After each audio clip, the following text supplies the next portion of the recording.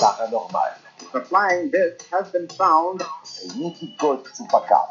Les enquêtes de Christian Page. Le destin tragique de Lady Diana, le conte de fées a tourné au drame cette nuit à Paris.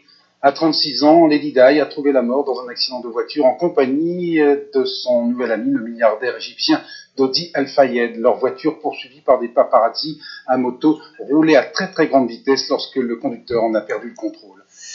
Et voilà. Oui. Est-ce que tu te rappelles, Bernard, où tu te trouvais? Absolument, absolument. Puis je vais te dire, il n'y a pas beaucoup... Tu sais, moi, je me rappelle où j'étais quand Gilles Villeneuve est décédé. Je me rappelle où j'étais quand René Lévesque est décédé. Mm-hmm. Il y en a quelques-uns comme ça. Et Lady Di en fait partie. J'étais chez moi et ça m'a... Écoute, encore aujourd'hui, ça me trouble. Puis j'ai un peu de difficulté à rationaliser tout ça. Oui, en fait, moi, je me rappelle également, j'étais chez des amis et je me souviens très bien lorsque on annonçait à la télé cet accident sous le pont de l'Alma, on ne nous révélait pas tout de suite qui étaient les personnes décédées. Je me rappelle, les premiers bulletins nous disaient il y a eu un accident sur le pont de l'Alma et une personnalité mondiale fait partie des victimes. Mais il a fallu attendre peut-être 1 heure ou 2 avant que le nom de Lady Di circule. Je me rappelle très très bien de ça. Alors oui, effectivement, il y a 20 ans, presque jour pour jour, le monde était sous le choc en apprenant la mort de Lady Di. Alors si tu me permets, Bernard, je vais simplement rappeler rapidement les faits, parce que bien sûr, cette mort, comme beaucoup d'autres de célébrités, ont donné naissance à toutes sortes de théories du complot.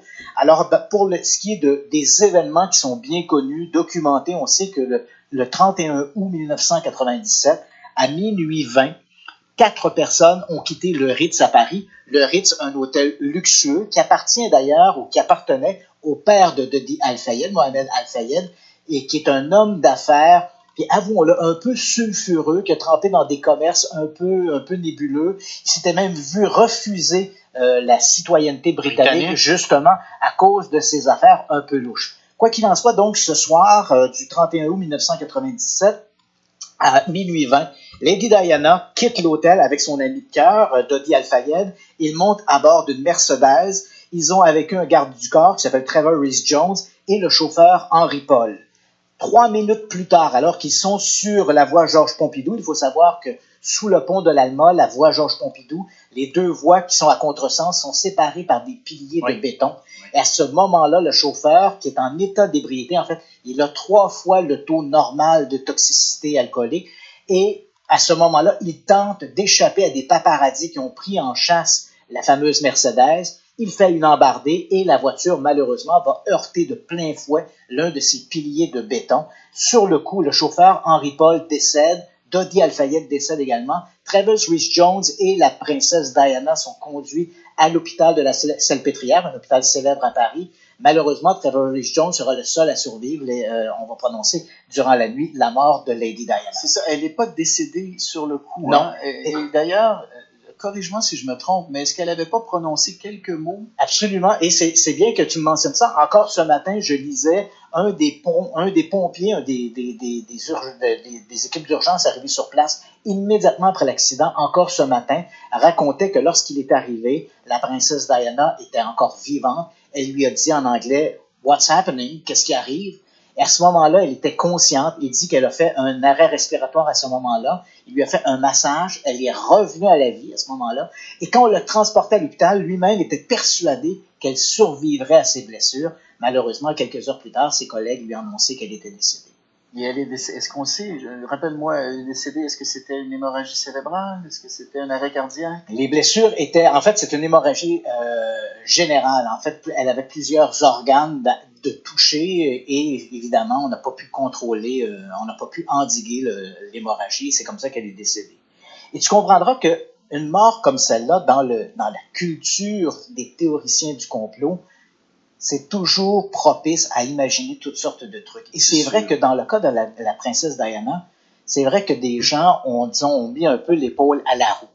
Je ne sais pas si tu te rappelles, mais 24 heures après la mort de la princesse Diana, Mohamed Al-Fayed, le père de Dodi Al-Fayed, avait lui-même déclaré qu'il était persuadé que le MI6, les services de renseignement et d'espionnage britanniques, n'étaient pas étrangers à la mort de la princesse.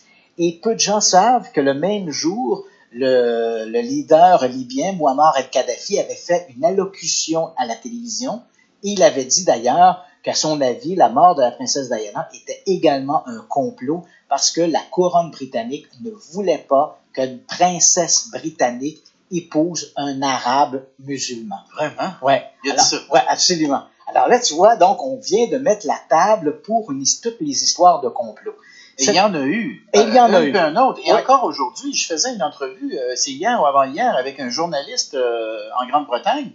Puis j'ai posé la question, puis je m'attendais à ce qu'il dise, non, écoutez, là, toutes ces histoires de complot, franchement, c'est frivole. On sait comment elle est décédée, puis on sait pourquoi.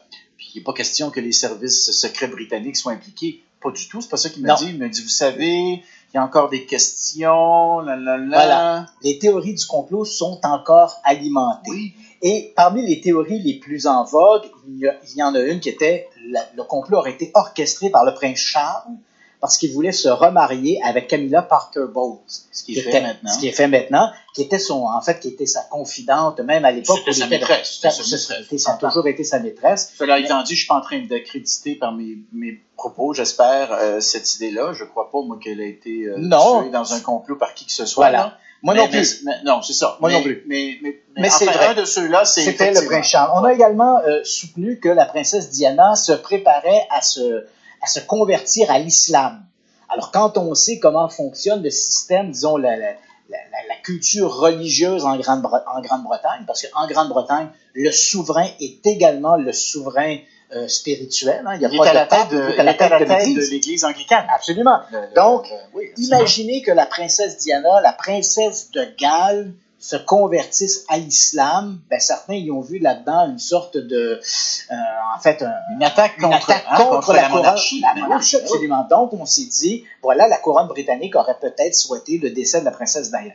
Ensuite, d'autres ont prétendu que la princesse Diana était également enceinte de Dodi Al-Fayed, ce qui n'a pas été confirmé par les rapports d'autopsie. Alors évidemment, si on imagine qu'on a voulu passer ça sous silence et que la princesse Diana était réellement enceinte, alors plusieurs ont vu là-dedans de mauvais augure comment la couronne britannique aurait réagi, de penser que le prince William, le futur roi d'Angleterre, aurait eu un demi-frère à moitié arabe et musulman.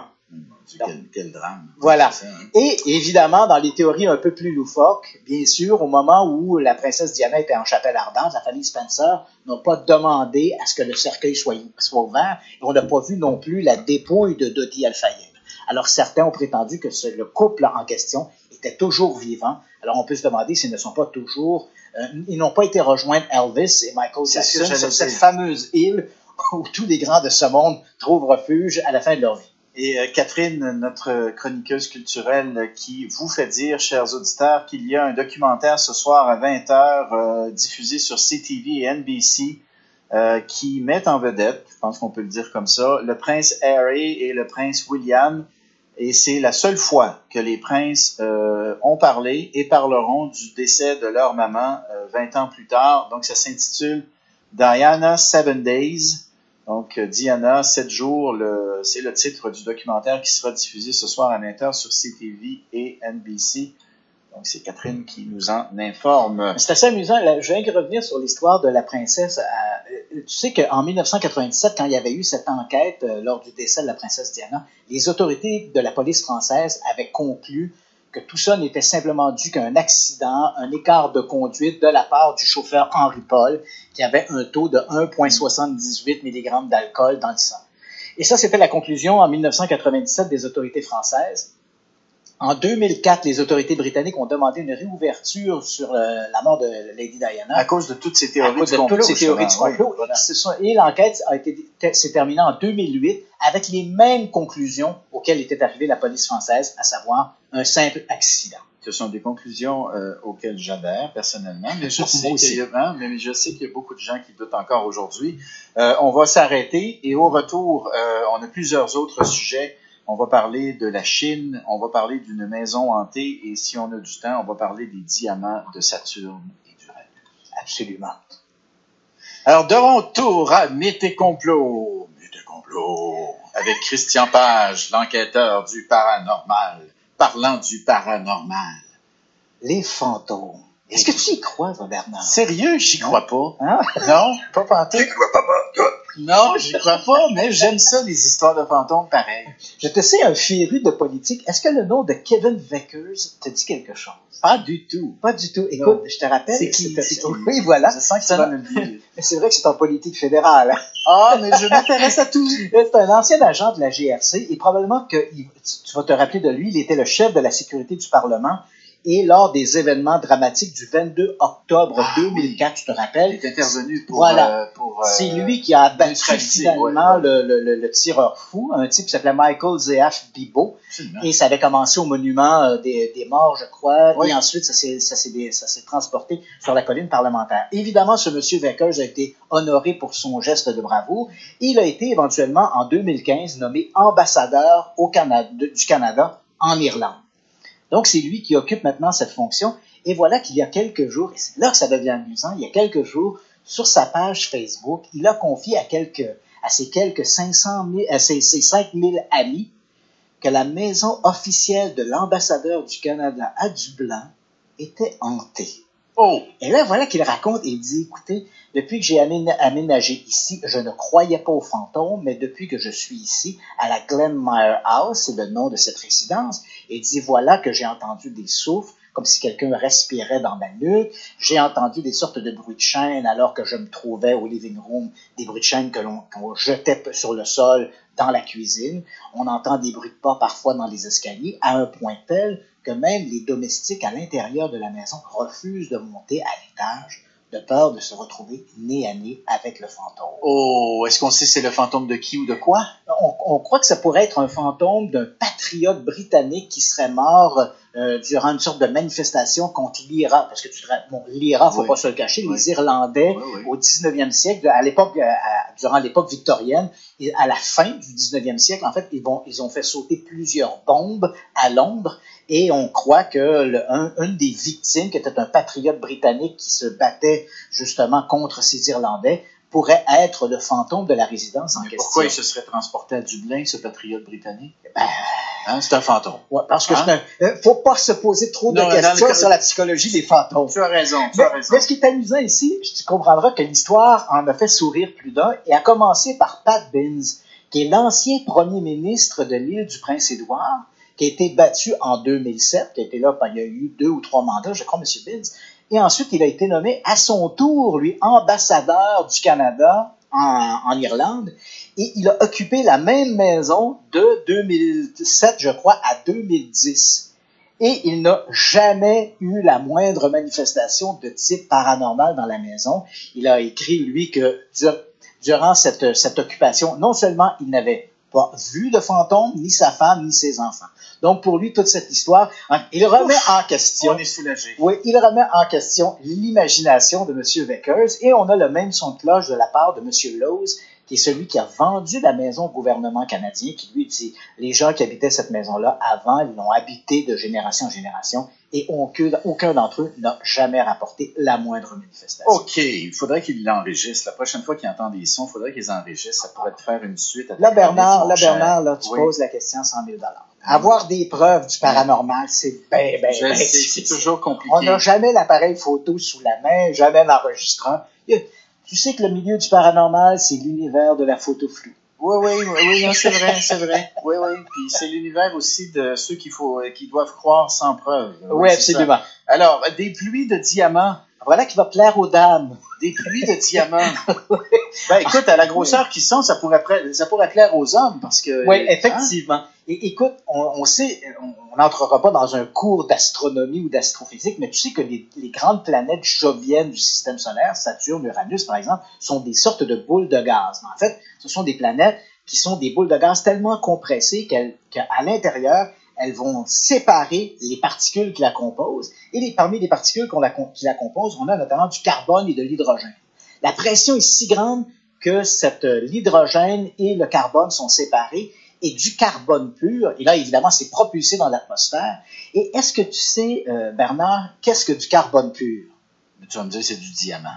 Voilà. Aïe. Alors, sur Saturne... Je suis très fort, je l'admettrai. Des cours de chimie. Incroyable. Alors, sur ces grandes joviennes, Saturne et Uranus, crois-le ou non, quand il pleut des diamants. Enfin, une raison pour vouloir aller sur Uranus. Voilà.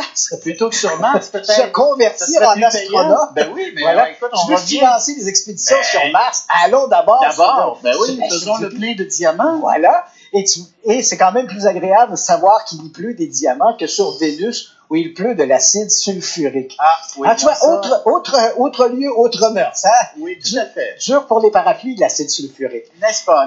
Alors, écoute, si je veux avoir le temps de dire que Mythes et Complots est également diffusé le dimanche de 14 à 15 heures pendant toute une heure avec Christian et Jeffrey Subrani, je dois le faire tout de suite. Absolument. Et je viens de le faire. Et exceptionnellement, ce lundi, pour la fête du travail, vous serez aussi diffusé de 14 à 16 heures. Oui, 2 heures, un spécial de 2 heures sur les fantômes, justement.